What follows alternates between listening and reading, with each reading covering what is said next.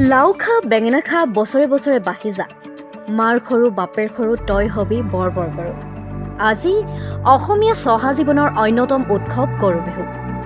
অসমৰ বিভিন্ন প্ৰান্তৰ দৰে ডেৰগাঁও ইকৰাণী গাঁৱৰ স্থানীয় ৰাইজে গৰু বিহুৰ আনন্দত মতলীয়া হৈ গৰু গা ধুৱাইছে।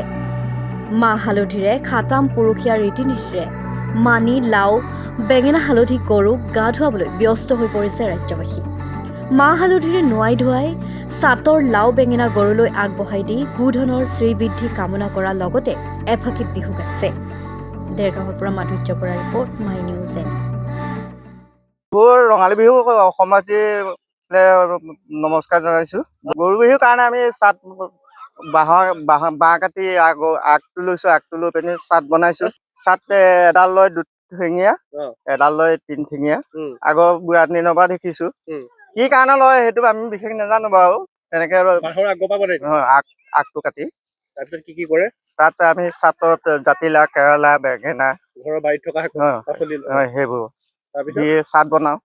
তাৰপৰা গৰু গা ধুৱাবলৈ লৈ যাওঁ, লৈ তাত ছটিয়াওঁ। লাও খা বেঙেনা খা সেইখিনি কথা কওঁ।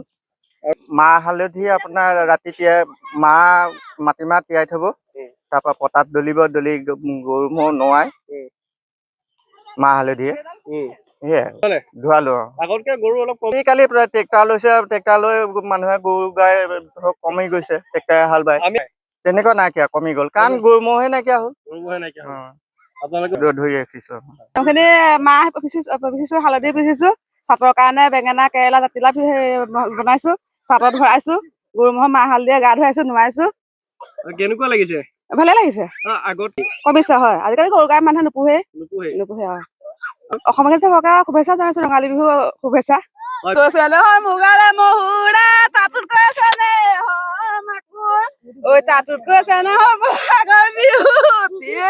নাপাতি কেনে কৈ থাকো।